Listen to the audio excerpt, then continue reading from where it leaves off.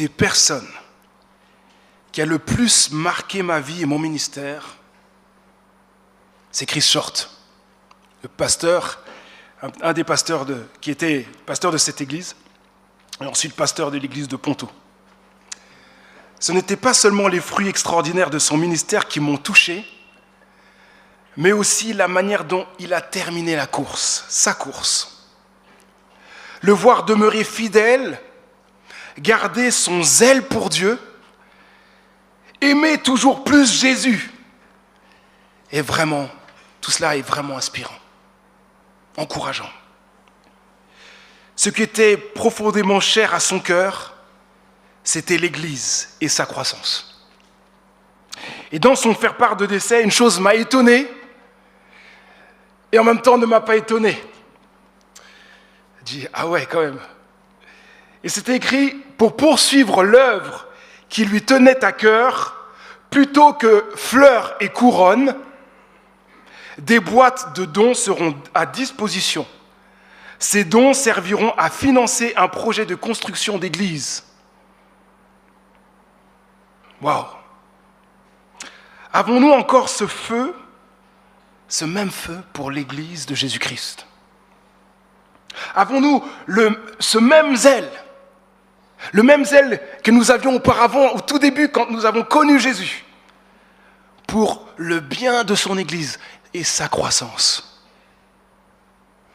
Ce matin, j'aimerais voir avec vous comment servir Dieu. Et comment le servir avec persévérance tout au long de notre vie, sans nous lasser et sans laisser les épreuves diminuer notre zèle pour Dieu. Comment continuer la course de la foi en restant motivé jusqu'au bout. Aujourd'hui, nous poursuivons notre série de messages intitulée « Christ, notre force ». Nous explorons la lettre de l'apôtre Paul aux chrétiens de Colosse, une ville de l'actuelle Turquie en Asie mineure. Paul est en prison et n'a probablement jamais rencontré les croyants de Colosse. Il a reçu des nouvelles d'Épaphras, son collaborateur et l'un des fondateurs de cette église. À cette époque, des enseignants détournaient les croyants du véritable évangile de Jésus-Christ. Paul écrit donc pour encourager les chrétiens, fortifier leur foi et corriger les erreurs des faux enseignants, en proclamant la supériorité et la toute-suffisance de Jésus-Christ. Alors, comment servir Dieu avec persévérance? Premièrement, se réjouir du grand projet de Dieu. Sans cesse se réjouir du grand projet de Dieu. C'est la première clé de Paul pour persévérer dans son service pour Dieu. Paul se réjouit en pensant au grand projet de Dieu. Il a constamment cela à l'esprit. Je cite donc Colossiens chapitre 1, verset 24. Paul dit ceci: « Maintenant, je me réjouis des souffrances que j'endure pour vous, pour le bien de son corps qui est l'Église. » Paul est entièrement dédié à son service pour Dieu, car il a toujours en tête le plus grand projet au monde, l'Église. Pour lui, aucun autre projet n'est plus grand, plus important que celui-ci. Imaginez ce qu'il a à l'esprit. Dieu, le créateur du ciel et de la terre, est venu sur cette terre en Jésus-Christ. Il est mort, il est ressuscité pour offrir pardon, réconciliation à ceux qui croient en lui. Jésus a donné sa vie pour bâtir l'Église, la famille de Dieu qui vivra avec lui pour l'éternité. C'est un projet extraordinaire, n'est-ce pas? Ce projet enthousiasme Paul tous les jours. Il se consacre donc entièrement à l'Église et désire ardemment son bien, sa croissance. Il aspire à ce que l'Église grandisse, prospère de plusieurs façons. Et là, on peut voir plusieurs points. Paul veut la croissance. Paul veut une croissance, par exemple, dans la connaissance de la parole de Dieu. Il dit ceci en Colossiens, chapitre 1, verset 25. « Il m'a chargé d'annoncer sa parole dans toute sa plénitude. » Paul souhaite aussi une croissance dans la connaissance, l'attachement, le service et la gratitude envers Christ. Paul annonce le secret du plan de Dieu en Colossiens, chapitre 1, verset 27, et il dit « Christ en vous, garantie de votre espérance de la gloire à venir. » Il dit plus loin, chapitre 2, verset 2, il a combattu donc pour amener les chrétiens à la compréhension du secret de Dieu et à la pleine connaissance de ce secret, c'est-à-dire de Christ. Verset 7, Paul exhorte les chrétiens aussi, ainsi, enracinez-vous en lui, construisez toute votre vie sur lui et attachez-vous de plus en plus fermement à la foi conforme à ce qu'on vous a enseigné. Agissez ainsi en adressant à Dieu de nombreuses prières de reconnaissance. Croissance dans la connaissance, l'attachement, le service et la gratitude envers Christ. Paul désire aussi une croissance en maturité spirituelle. Il dit, chapitre 1, verset 28, « C'est lui, Christ, que nous annonçons en avertissant et en enseignant tout être humain, en toute sagesse, afin de faire paraître devant Dieu tout homme parvenu à l'état d'adulte dans son union avec Christ. » Il souhaite aussi une connaissance dans l'assurance d'appartenir à Jésus-Christ. Chapitre 2, verset 2, « Je combats pour eux afin qu'ils accèdent ensemble en toute sa richesse à la certitude que donne la compréhension du secret de Dieu. » Et enfin, Paul aspire à une croissance dans l'encouragement et l'unité par l'amour. Toujours le même verset, « Je combats pour eux afin qu'ils soient encouragés et que unis par l'amour, etc. » Paul est profondément animé par le désir de voir l'Église grandir, croître spirituellement à tous les niveaux. C'est ça qui l'anime. Cependant, pourquoi Paul se réjouit-il dans ses souffrances pour l'Église? Quelles sont ces souffrances? Paul souffre en raison des persécutions et de l'opposition au message de l'évangile de Jésus-Christ. Il est d'ailleurs en prison à cause de son témoignage pour Jésus. Il souffre également parce qu'il ne peut pas être libre pour encourager les croyants et contrer les faux enseignants. Ces souffrances sont un fardeau constant pour lui, car il se soucie profondément de l'Église de Jésus-Christ.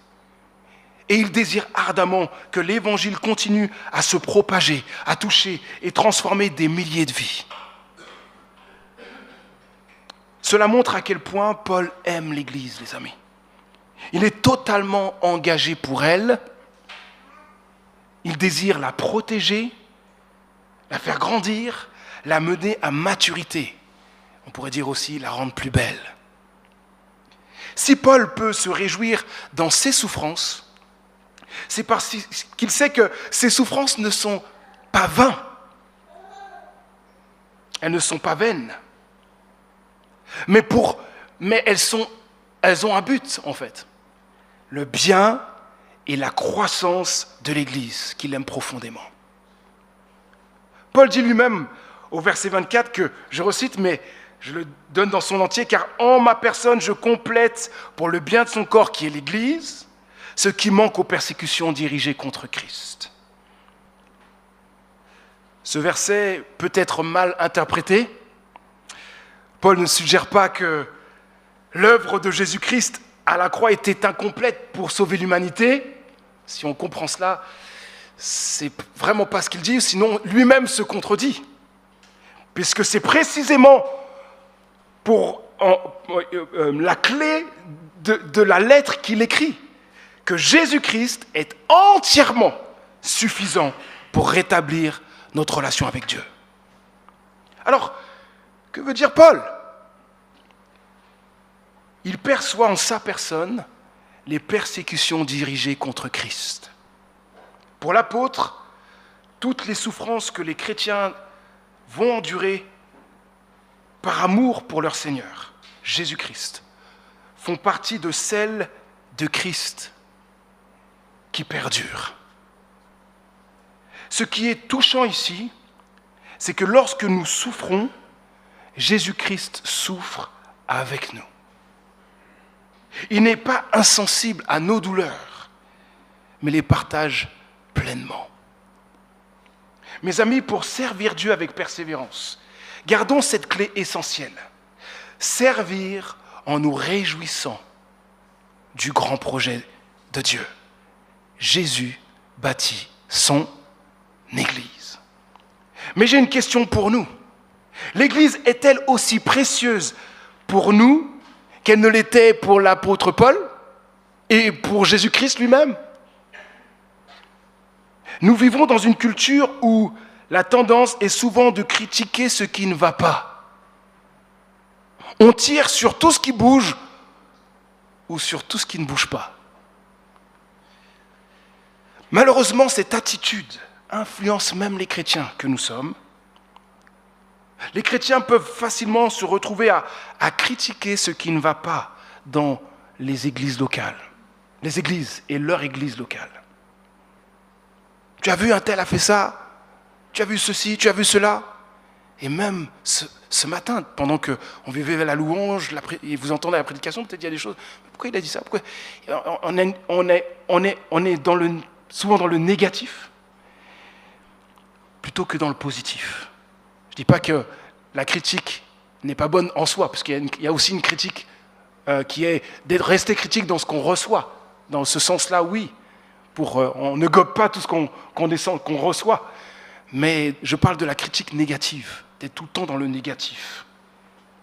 Mes amis, apprenons à voir le positif chez nos frères et sœurs, sans juger leur apparence extérieure.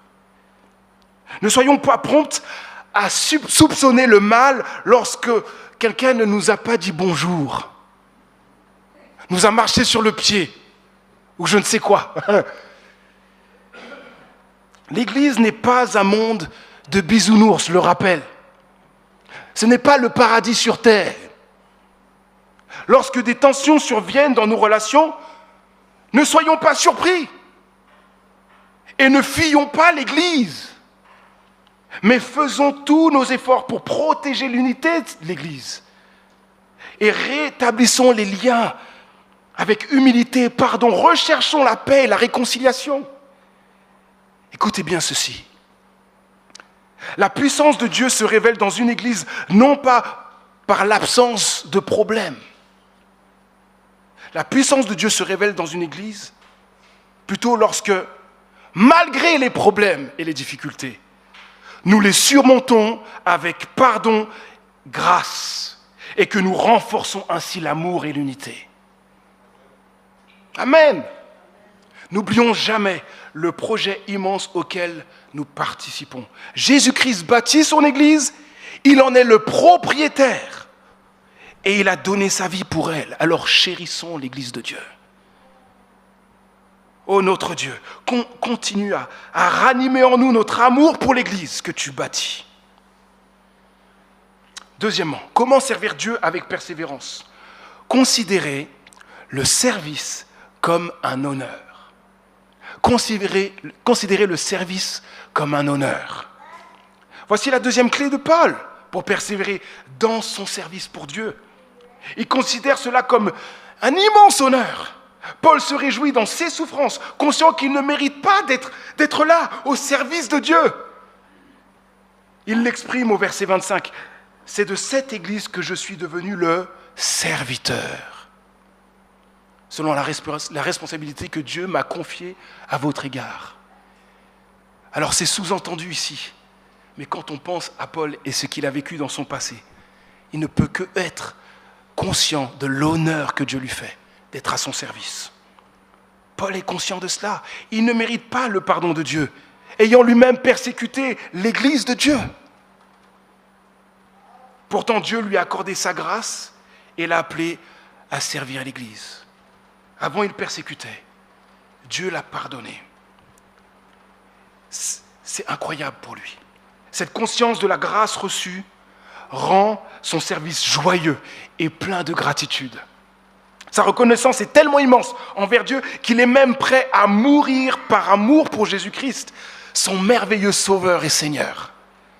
Nous aussi, sommes-nous émerveillés par la grâce de Dieu encore aujourd'hui? Réalisons-nous l'honneur immense qu'il nous a fait d'être à son service, de servir l'Église de Dieu? Nous qui sommes à son service, il y a plein de services qui sont manifestes dans l'Église. Sommes-nous trop fatigués, las, plus joyeux? Avons-nous perdu notre joie dans le service? Et est-ce dû alors à cela, au fait que nous ne nous émerveillons plus de sa grâce? Lorsque nous prions, n'oublions jamais que c'est sa grâce qui nous permet de nous approcher de lui. Et lorsque nous servons Dieu, rappelons-nous sans cesse que c'est sa grâce qui nous permet d'être là, de servir le roi des rois, le maître de l'univers. Troisième point, comment servir avec persévérance? Faire tout le bien possible. Faire tout le bien possible, avec qui nous sommes, avec les dons, les capacités, les compétences que Dieu nous a données. Paul exprime cette vérité dans Colossiens, donc 2, versets 1 à 2. « Je tiens en effet à ce que vous sachiez combien rude est le combat que je livre. » Paul parle ici d'un combat. Combat qu'il livre pour vous et pour les frères et sœurs qui sont à Laodicée, comme pour tous ceux qui m'ont jamais vu personnellement. Je combats pour eux. Paul redit cela, il combat pour eux, afin qu'ils soient encouragés et que, unis par l'amour, ils accèdent ensemble en toute sa richesse à la certitude que donne la compréhension du secret de Dieu et à la pleine connaissance de ce secret, c'est-à-dire de Christ. Paul combat. Paul nous montre que servir Dieu implique de se donner pleinement pour lui, d'utiliser toutes nos forces, toute notre énergie, notre personne, nos dons, nos compétences pour le bien de l'Église. Parfois, il faudra se battre et faire des sacrifices.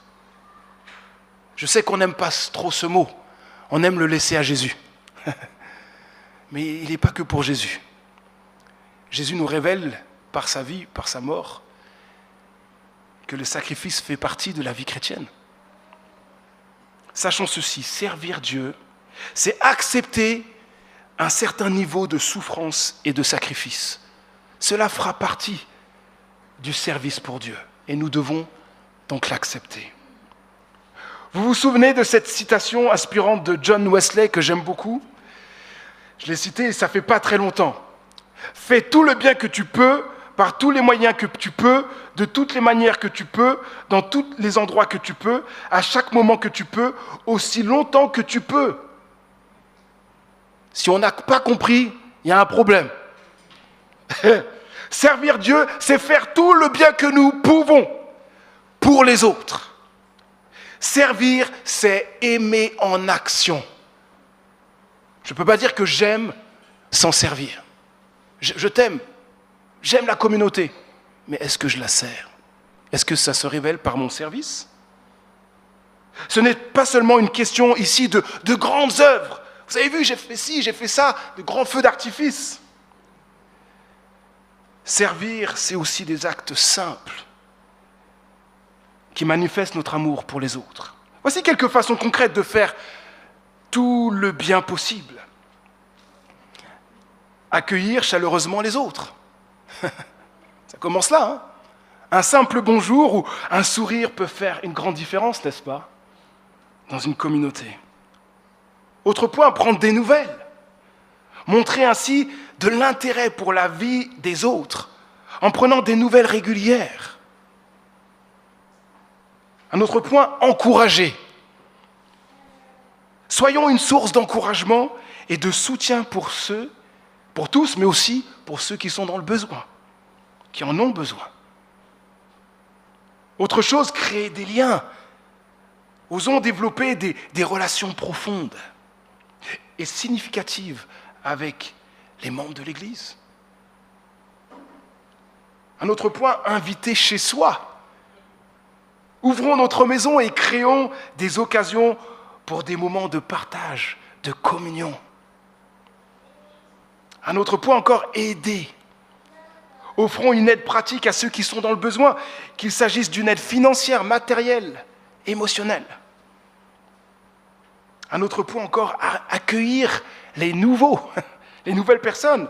Prenons le temps d'accueillir et de mieux connaître les nouvelles personnes qui rejoignent l'Église. Et un dernier point, participer activement à la vie de l'Église. Engageons-nous dans la vie de l'Église, en priant pour elle, en contribuant au projet et en mettant nos compétences au service des autres. Mes amis, pour servir Dieu avec persévérance, gardons à l'esprit que nos efforts ne seront jamais vains puisqu'ils sont orientés vers ce projet grand et éternel. Rendre l'Église plus belle. Faisons tout le bien que nous pouvons dans nos familles, parmi nos amis, nos voisins, nos collègues de travail, afin que beaucoup connaissent Jésus et rejoignent l'immense famille de Dieu que cette Église que Christ bâtit. Faisons également tout le bien possible, comme je le répète, au sein de notre communauté.